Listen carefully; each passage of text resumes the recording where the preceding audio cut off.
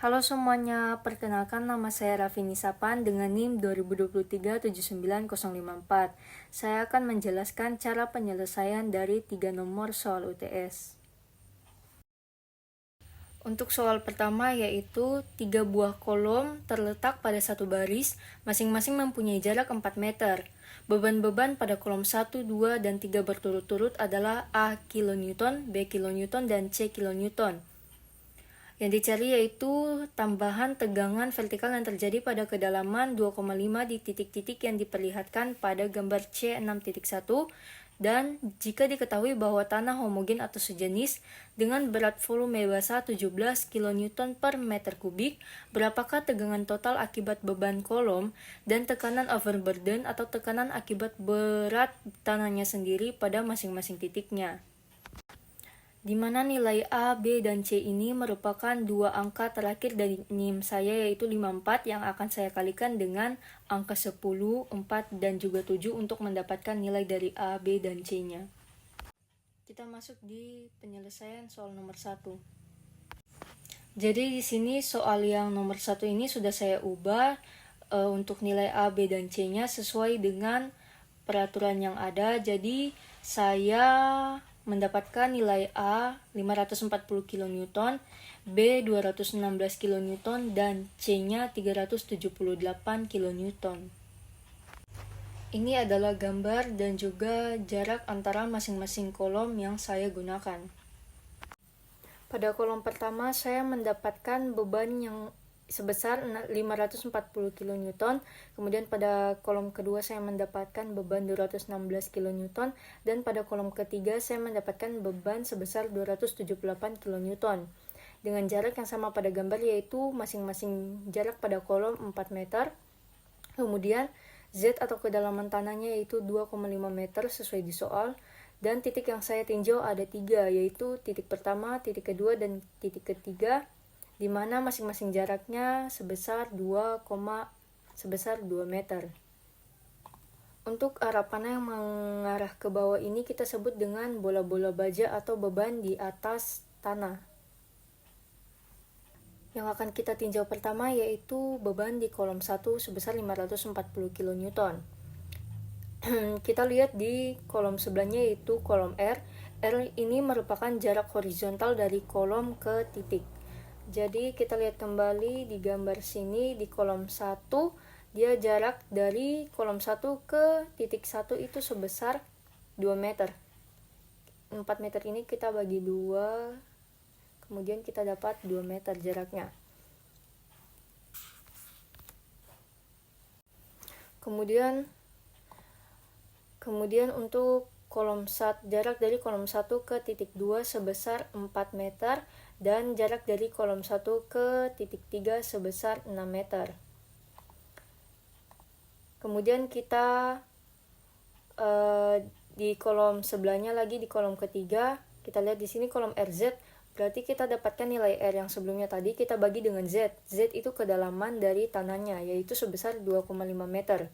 Jadi R-nya 2, kita bagi dengan 2,5, kita dapatkan 0,8. Kemudian 4 kita bagikan dengan 2,5 dapat 1,6, dan 6 dibagi dengan 2,5 dapat 2,4.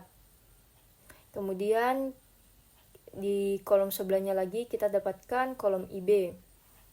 IB ini kita cari menggunakan grafik. Untuk kolom keempat yaitu kolom IB, itu kita dapatkan dari grafik. Grafiknya ada di sini. Kita lihat di sini RZ-nya. RZ-nya itu berapa? 0,8. Kemudian kita masukkan di grafiknya sini. 0,8 itu di 5 di sini.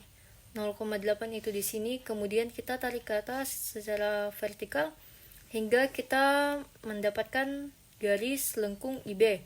Kemudian kita tarik secara horizontal, maka kita akan mendapatkan nilainya sebesar 1,39. Maksud saya 0,139. Begitu juga untuk mendapatkan 0,020 dan juga 0,004. Untuk kolom kelima, delta sigma Z dengan satuan kilonewton per meter persegi ini, kita dapat dengan menggunakan rumus yang ada di bawah sini. Delta sigma Z sama dengan Q per Z kuadrat dikali dengan IB. Nah, cara untuk penyelesaiannya ada di bawah sini. Beban kolom 1 kita dapatkan Q-nya sebesar 540 kN dengan IB di titik 1 sebesar 0,139. Maka kita tinggal substitusikan nilai yang kita dapat ke dalam rumus yang ada. Itu kita dapatkan untuk delta sigma Z pertama itu 12,0 kN. Kemudian untuk titik kedua dengan IB-nya 0,20 kita dapatkan delta sigma Z-nya sebesar 1,73 kN per meter persegi. Untuk titik ketiga dengan IB-nya sebesar 0,004 kita dapatkan delta sigma Z-nya sebesar 0,35 kN per meter persegi.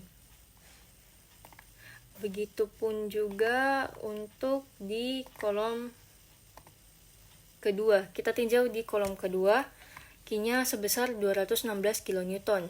Kita lihat lagi di sini R-nya. R-nya tadi kan merupakan jarak horizontal. Kita perhatikan lagi di gambar. Nah, kita tinjau dari kolom kedua. Kolom kedua ke titik 1 itu jaraknya sebesar 2 meter. Kemudian untuk kolom 2 ke titik 2 itu dia karena tidak ada jarak, tidak terdapat jarak, dia tegak lurus sejajar ke bawah, maka jaraknya itu 0 meter. Dan kemudian kolom 2 ke titik 3 sebesar 2 meter. Kemudian kita mencari RZ di kolom ketiga. Nah, untuk RZ-nya ini cara carinya juga sama kayak yang tadi.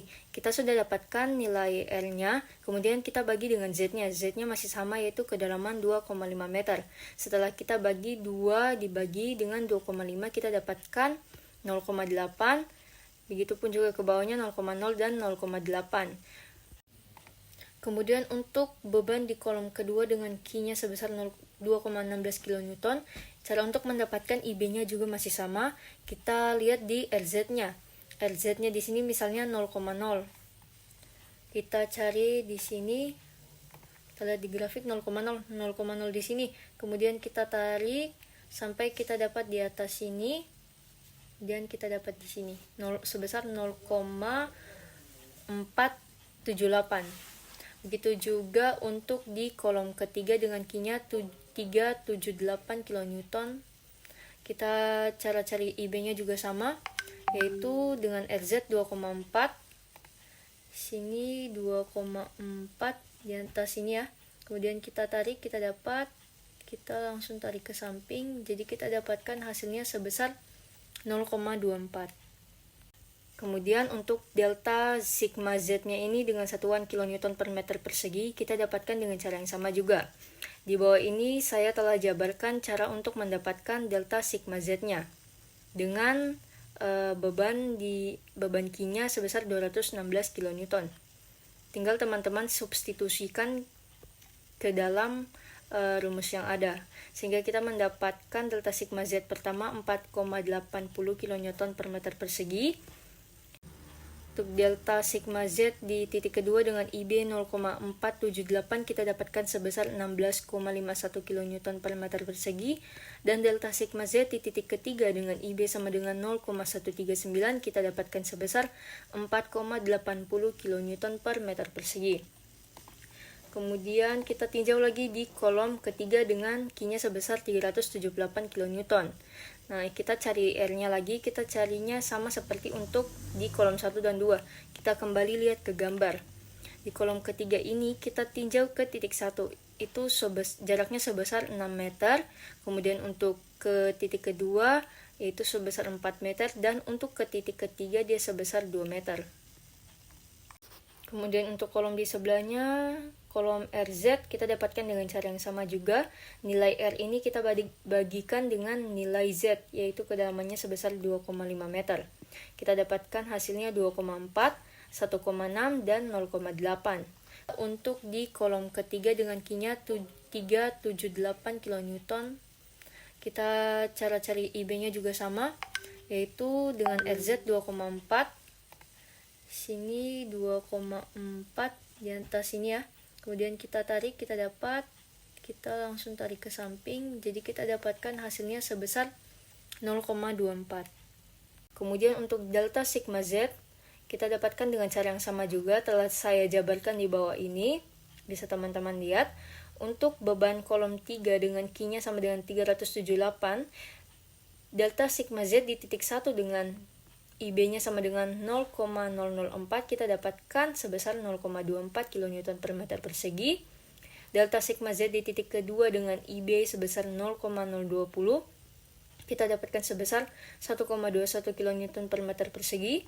Dan di titik ketiga dengan IB-nya sama dengan 0,139, kita dapatkan sebesar 8,41 kN per meter persegi. Kita kembali ke pertanyaan soal tadi.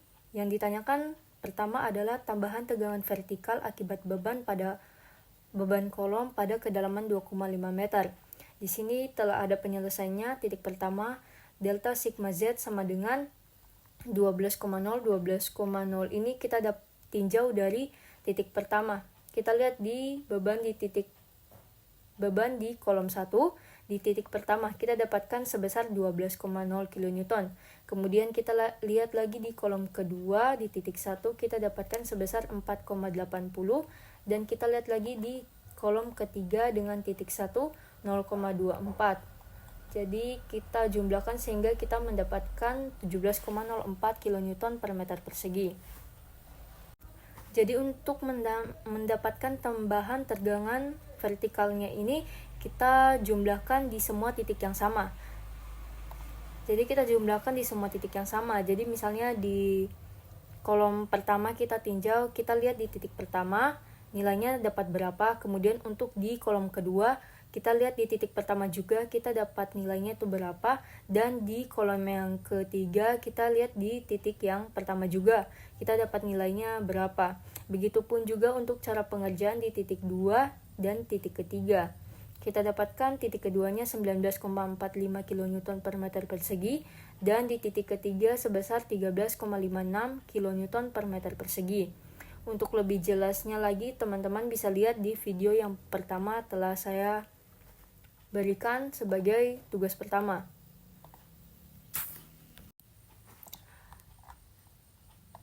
Kita lihat lagi di soal yang ditanyakan itu yang kedua, yaitu jika diketahui bahwa tanah homogen dengan berat volume basa 17 kN per meter kubik, berapakah tegangan total akibat beban kolom dengan tekanan overburden? Kita lihat di sini penyelesaiannya. Pertama kita cari dulu sigma Z sama dengan Z dikali gamma B. Gamma B-nya tadi itu sebesar 17, yaitu volume tanah basanya. Kita kalikan dengan kedalamannya, Z-nya yaitu 2,5. Jadi 2,5 dikali 17, kita dapatkan sebesar 42,5 kN per meter persegi. Tegangan total akibat kolom dan tekanan overburden adalah jumlah dari delta sigma Z dari masing-masing titik dengan tekanan overburden pada kedalaman yang disimbolkan dengan Z sebesar 2,5 meter, yaitu di titik 1. Delta sigma Z, sigma Z totalnya sebesar 42,5 kN per meter persegi. Kita jumlahkan dengan nilai yang telah kita dapat tadi di titik 1 sebelumnya, sebesar 17,04 kN per meter persegi.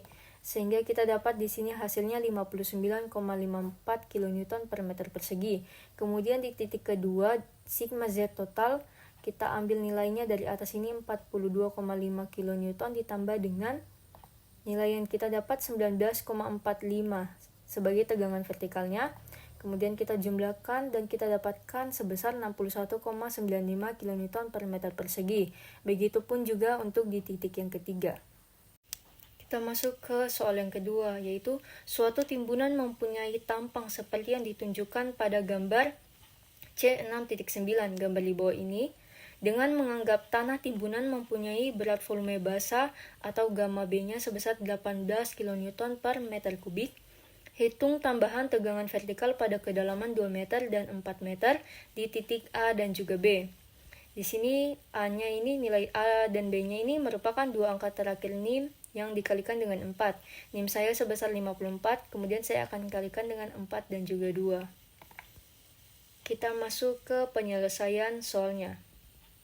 Berikut adalah cara penyelesaian untuk soal nomor 2 ini.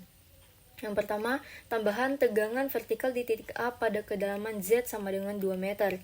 Kita hitung lebih dulu Q-nya sama dengan gamma H. Jadi, gamma H-nya tadi itu kita dapatkan sebesar 18 di soal, kemudian kita kalikan dengan 3. 3 ini merupakan ketinggian daripada timbunannya. Kemudian kita dapatkan sebesar 54 kN per meter persegi.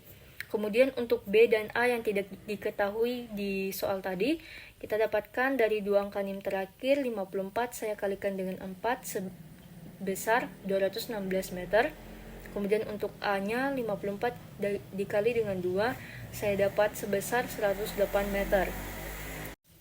Tambahan tegangan vertikal untuk Z sama dengan 2 meter di titik A, yaitu A per Z.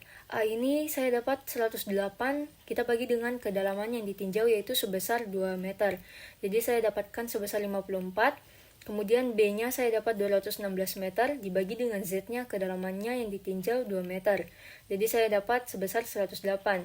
Kemudian saya memperoleh I-nya sama dengan 0,0015. I-nya ini kita dapat dari grafik. Kita dapatkan dari grafik yang ada di sini. Tapi karena A per Z yang saya dapat ini sebesar 54, kemudian di grafik ini hanya mencapai angka 10, maka saya mencari di internet, kemudian saya mendapatkan sebesar 0,0015. Jadi I yang saya pakai sebesar 00,15. Untuk seluruh timbunan, faktor pengaruh I harus dikalikan 2. Jadi besarnya tambahan tegangan pada kedalaman 2 meter adalah delta sigma Z sama dengan Q dikali 2I sama dengan Q-nya tadi kita dapat di atas sini 54 kN per meter persegi. Kita kalikan dengan 2 dikali dengan 0,0015 yang ada I-nya ini. Kemudian kita dapatkan hasilnya 0,162 kN per meter persegi. Kemudian untuk yang ditanyakan di soal yang kedua yaitu tambahan tegangan vertikal pada kedalaman Z sama dengan 4 meter. A-nya saya dapat 108, kita bagi dengan Z-nya. Z-nya di sini sekarang sudah berubah karena titik yang kita tinjau itu di kedalaman 4 meter. Jadi 108 dibagi 4 sama dengan 27. B per Z sama dengan 216 dibagi dengan 4 sama dengan 54. Kemudian diperoleh I-nya 0,001. Sama juga dengan I yang tadi, kita lihat di grafik. Hanya saja karena A per Z yang saya dapat ini sebesar 27 dan tidak terdapat di grafik, maka saya mencari di internet, kemudian saya mendapatkan I-nya sebesar 0,01. Jadi delta sigma Z sama dengan Q dikali 2I sama dengan 54, kita dapatkan di hasil yang pertama tadi di gamma H. Kemudian kita kali dengan 2 dikali 001, ini dapat dari I-nya. Kemudian hasilnya sama dengan 1,08 kN per meter persegi. Kita masuk di soal yang ketiga, yaitu pada uji konsolidasi pada penambahan tekanan dari 50 kN per meter persegi sampai 100 kN per meter persegi, diperoleh data hubungan waktu dan penurunan seperti yang ditunjukkan dalam tabel C7.3, tabel di atas ini. Hitunglah koefisien konsolidasi CV dengan cara yang pertama yaitu Taylor dan juga cara yang kedua yaitu Cassegrain. Di sini peraturannya itu X-nya sama dengan 0,9347, Y-nya itu 0,8032. Kemudian kita masuk ke penyelesaian soal nomor 3-nya. Cara Taylor. Untuk menentukan koefisien konsolidasi dengan cara Taylor, maka hubungan antara akar pangkat 2 dari T dan delta H diplot untuk mendapatkan nilai T90. Hasilnya dapat dilihat pada gambar yang pertama tadi. Dari titik potongan antara kurva dengan garis 1,15A, diperoleh titik A yaitu titik T90 pada akar pangkat 2 dari T sama dengan 2,6 menit atau T90 sebesar 2,6 kuadrat sama dengan 6,76 menit. Di sini ada rumusnya, CV sama dengan TV HT kuadrat per T90. Untuk U sama dengan 90%, maka kita dapatkan TV-nya sebesar 0,848. Kemudian kita mencari H rata-ratanya. H rata-ratanya ini kita dapatkan dari 1/2 dikali dengan di soal tadi X-nya 0,9347, kita tambahkan dengan Y-nya 0,8032. Kemudian kita dapatkan sebesar 0,8690 cm.